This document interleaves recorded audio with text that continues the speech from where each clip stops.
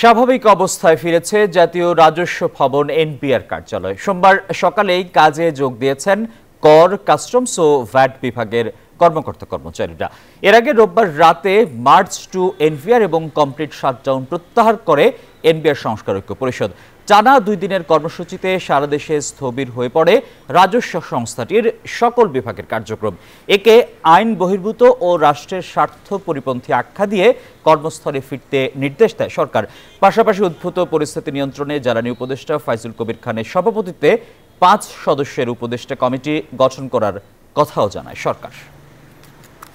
আজকে সকাল 10টা পর্যন্ত আমাদের রেভিনিউ আদায় হয়েছে 3,60,922 কোটি টাকা, সকাল 10টা পর্যন্ত।